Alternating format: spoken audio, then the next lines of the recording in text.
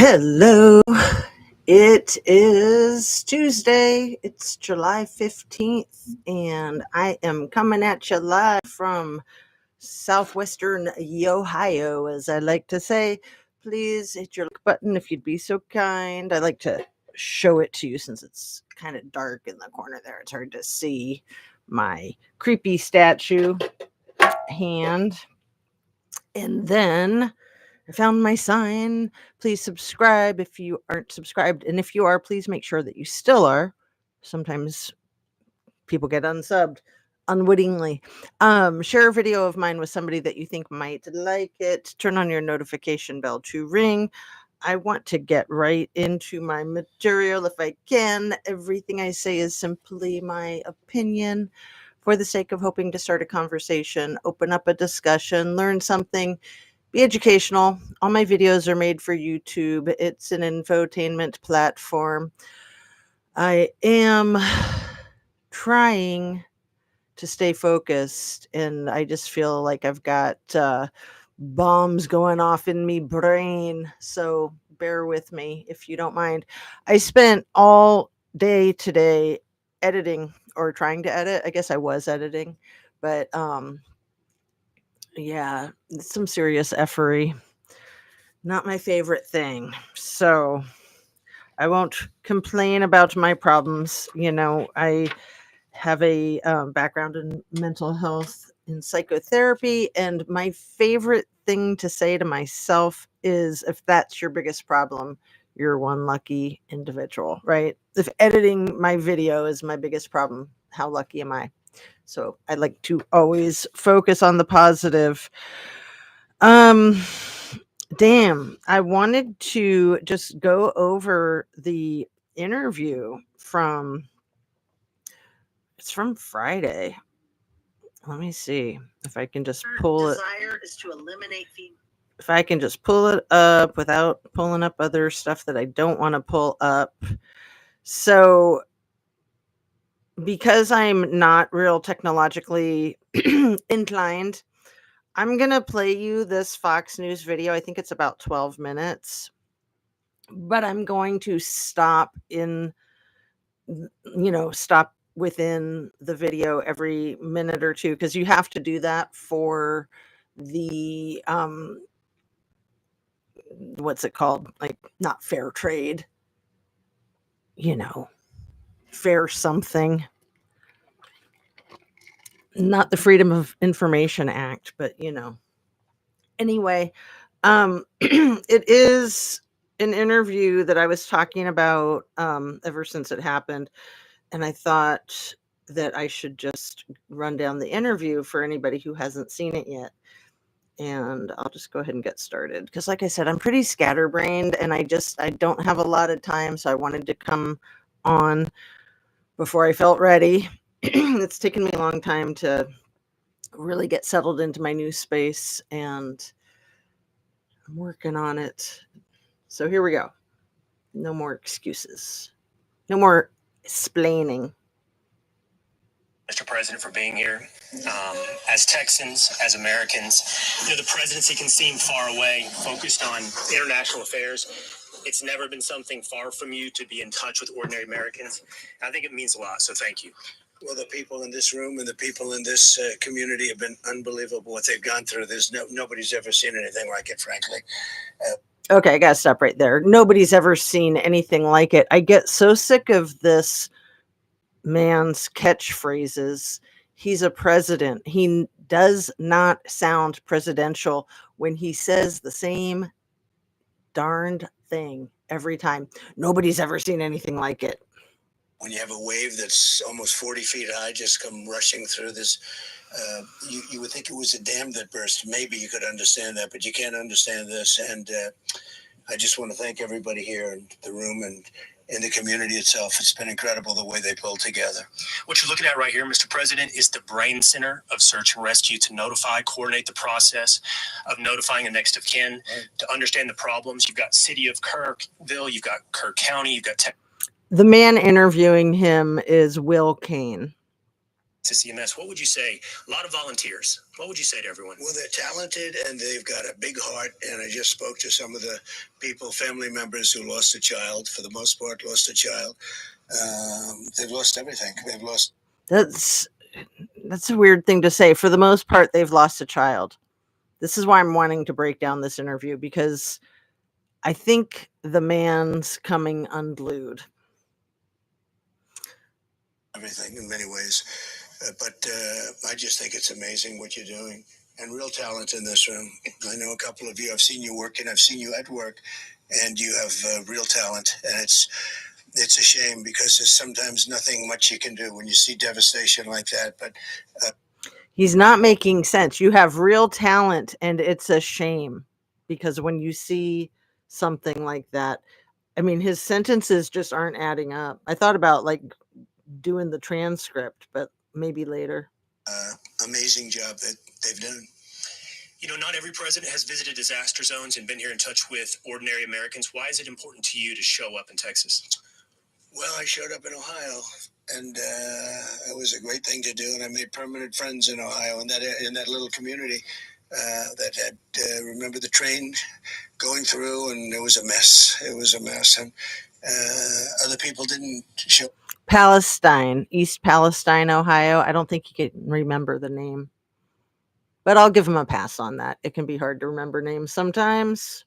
Up for like a year and a half, and frankly, I made real friends there. We did a good job. We helped them out, and we're going to help this community too.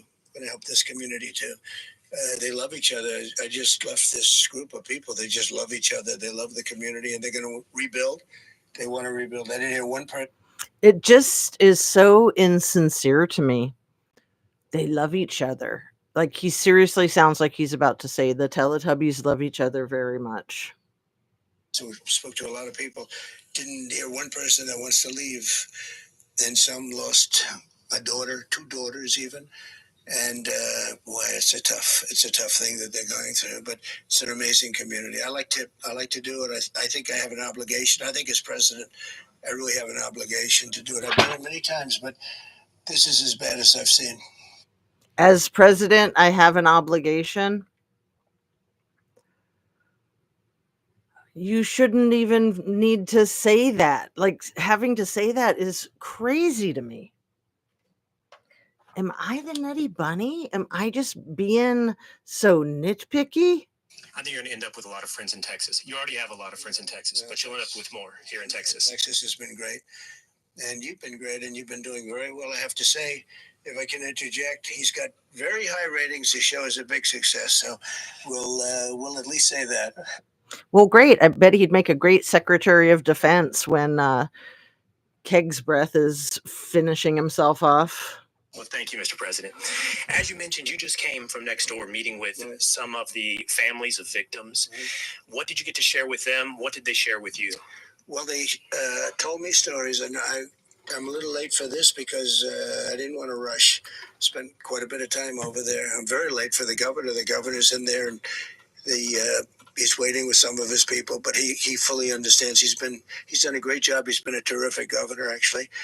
And we met him at the plane and the helicopter. We went together to get here. It's tough. It's a tough go with the roads and all the blockages and everything else. But what I learned in that room and from some other people that I spoke to, I just really how much they love their family. And I wanted them to talk. I said, "You have pictures of your daughter?" And they showed me pictures of their daughter, and they talked about how great a student she was in one case, and just different things about the daughter. And I let them talk, and they were so happy to be able to talk about their child that they just lost. It's just so tragic, these people that have lost their loved ones. So I think, what are the numbers now? They're the entire, I think it's called Bubble Camp.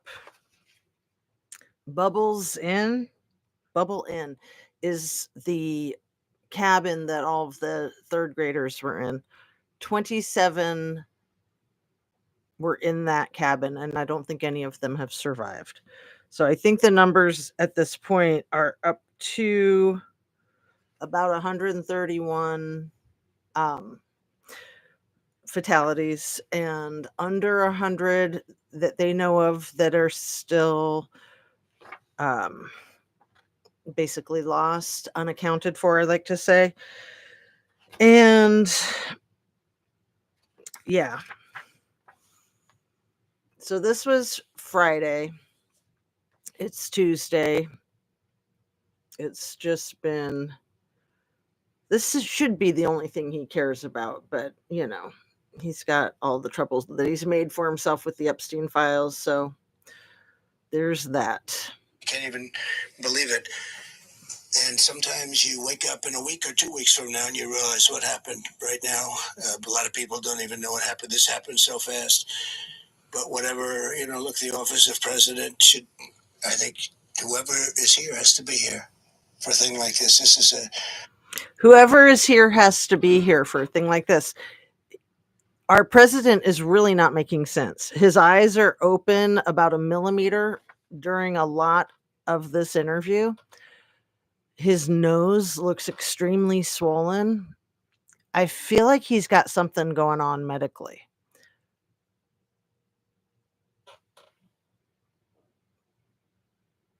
A real tragedy. What was the emotion in that room? What are they feeling at this moment? Is it anger? Do they feel a loss of hope? What do they feel? It was very interesting. Really, they feel a love for the community. They wanted to rebuild. I mean, they talked about, we're going to rebuild, we're going to come back. Hi, Mark Barton. It's Sandy Hook Promise here. When the gunman... So, love. It's all about love. I mean, you can't knock that for sure, but it's the simplicity and it's the sort of the over positivity a little too early in the game. There's not enough depth to the comprehension of what it is his constituents are facing and dealing with, in my opinion.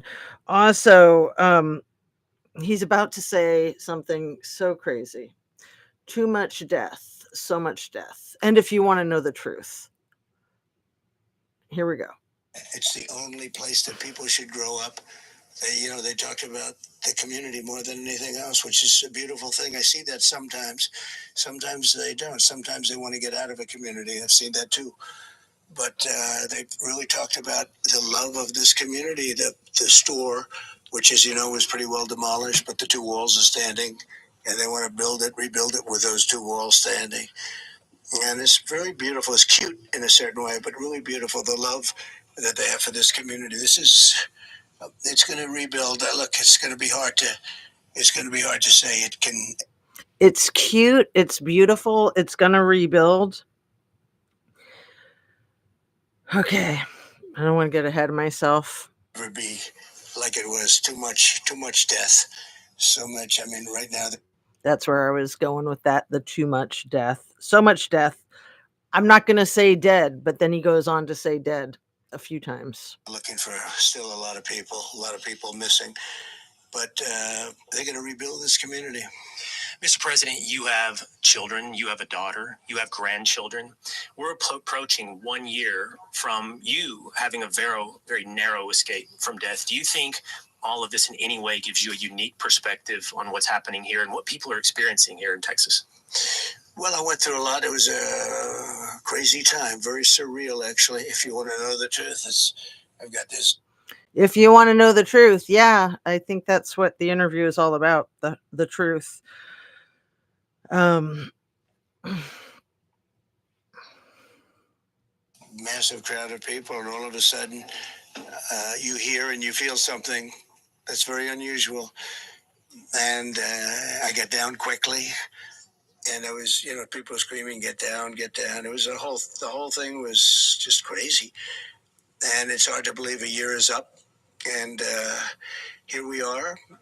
And a lot of things have happened since then, including the presidency. So, I have an obligation to do a good job, I feel, because I was really saved.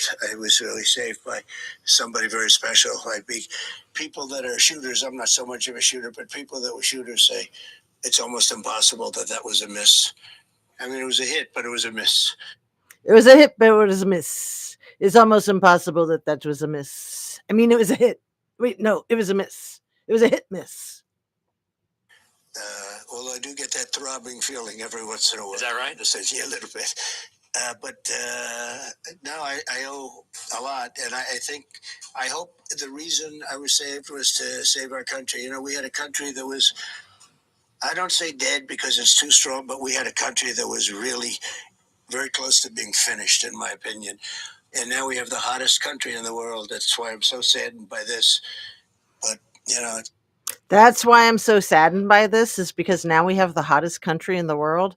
And he's been really stuck on that word, hot. Our country's hot. Our economy's hot. it's one weird. of those things, those tragic things that happen. But we had a country that was dead. It was dead. It was really in deep trouble. I was with world leaders, and they said, you know, a year ago your country was dead, and now you have the hottest country in the world. And it sounds rough initially, but, you know, the second part of that statement is true. We have the hottest stock market. We have financially, everyone's going to be in great shape.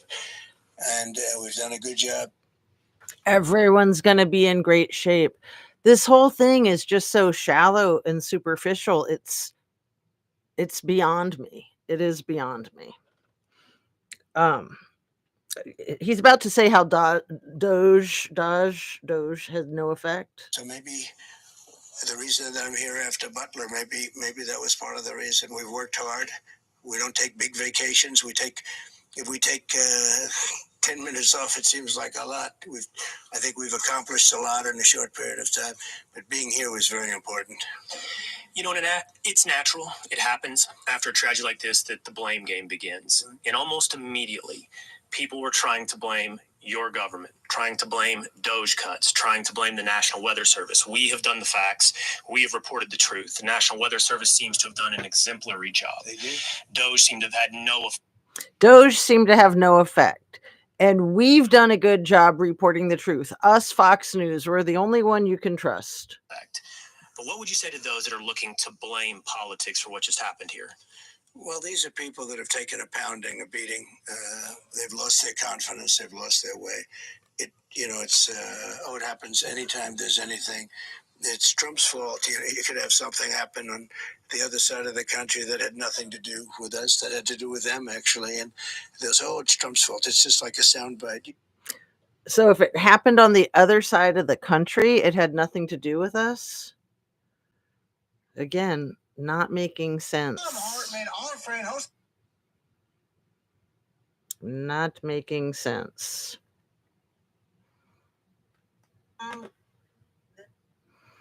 Let me see if I can get through this real quick. I think we're getting through it pretty fast.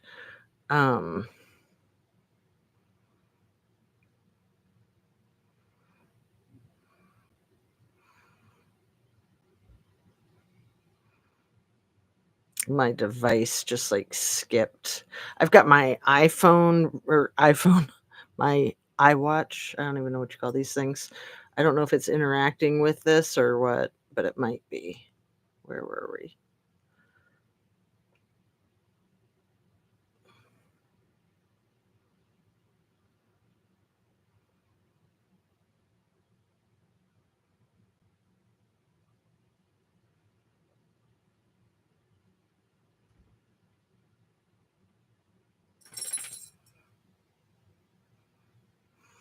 Okay, this part. We do not take a big vacation. Is it just me, or does this president seem to be permanently on vacation with his golf? I mean, we spend so much taxpayer dollars on the Secret Service for him to go golfing so often. But being here was very important. You know, it's natural. It happens after a tragedy like this that the blame game begins. And almost immediately, people were trying to blame your government, trying to blame Doge cuts, trying to blame the National Weather Service. We have done the facts. We have reported the truth. The National Weather Service seems to have done an exemplary job. They did. Doge seemed to have had no effect. But what would you say to those that are looking to blame? Doge seems to have had no effect. I take that to heart. politics for what just happened here? Well, these are people that have taken a pounding, a beating. They've lost their confidence. They've lost their way. It happens anytime there's anything. It's Trump's fault. You could have something happen on the other side of the country that had nothing to do with us, that had to do with them, actually. And they'll say, it's Trump's fault. It's just like a soundbite. You see it. It comes over to the fake news or the news, but the fake news oftentimes. And no, the weather service here, if they were actually well stocked, more than normal, they actually gave a lot of warnings. The weather service was well stocked. He's talking about people. He's talking about humans. The weather service was well stocked. So strange to me. And the problem with the warnings, it was 1 o'clock in the morning or it was late in the evening, and it happened so fast. And it's easy to say the state or the local area, the city, whatever, but and it's easy to blame the federal government. It did happen so fast. Once the flooding started, that happened really fast. But there were warnings sent out, and there was a severe thunderstorm for, my understanding is, for hours. So people knew that the rain was pouring down. And then the director of the camp, when he got the first warning on his cell phone, because remember, people don't have cell phones at camp. When he got the first warning, it wasn't until an hour later that he shared that information with the camp counselors. The money was tremendous. Everything was there. And they did a really good job. They actually had warnings the day before that there was going to be something. And they then had the warnings very shortly, right before the event, right before this horrible, tragic event. The other thing, the people worked and they just reacted so well. I just met some of the first responders, the sheriff's office. I met them all, and they are unbelievable. They acted so quickly. So this is just something that happens. It's a tragedy. It's a horrible thing.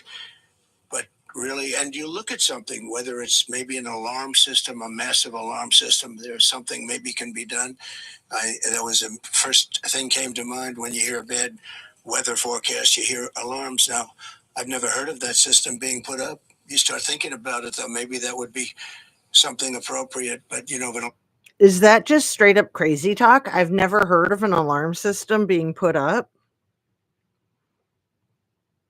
Alarm went off at 1 o'clock in the morning. Maybe that would have been something that would have been good, but I want them to look for everything anyway. But this was a case where the Weather Service really supposedly did a very good job. Plus, they had more people than they would normally have. They actually had it was very well stocked. Their warnings were early and consistent, and they kept getting more dire. Actually, they called it right. But it was, boy, it's a tough thing to watch. Well, I'm glad to hear that what you're hearing from people here in Kerrville, in Kerr County, is a spirit to rebuild, to come back. What commitment can you give from the federal government to help us rebuild here in Texas? Well, we've already given the governor unlimited within minutes. And we spoke with your congressman and congresswomen, and we've given them max. We've maxed out, and we'll continue to max out. And I just told the group we're going to help them throughout the process. They want to help and they want to rebuild. And, the billions of dollars that this country gives away for things that they shouldn't be doing. And this is not billions of dollars. This is a relatively small amount of money, but it's a lot of love. It's a lot of love and a lot of heart. And so we're going to stay involved. And I told Chip, I told some of the people that we're going to stay involved very much. Brian Babbitt's involved also. He's right down the road. Congressman, and we have some great people, some great political people here. I flew out with a plane load of them, your two senators and a number of Congress people, and they wanted to be here, and I wanted to be here, and I'm glad I did. And I learned something. I learned the love that they have. It's amazing when you lose your daughter and you're talking about we're going to rebuild this town. It's pretty tough to do. Again, it means a lot that you're here. Thank you, Mr. President. Thank you very much. Congratulations. Thank you, Mr. President. I think Just smacks of insincerity to me. Perhaps I'm being overly harsh, but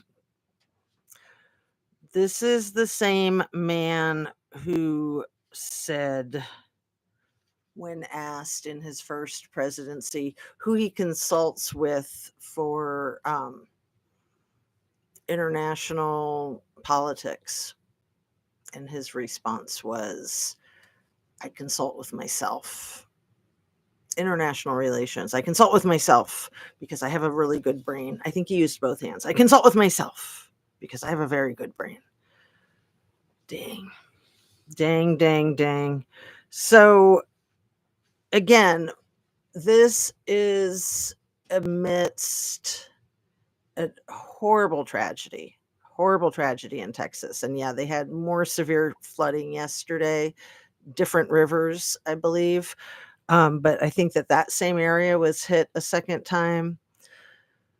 There's been severe flooding in Chicago, in Jersey, in Boston. It's just wild, all the flooding going on right now. It is really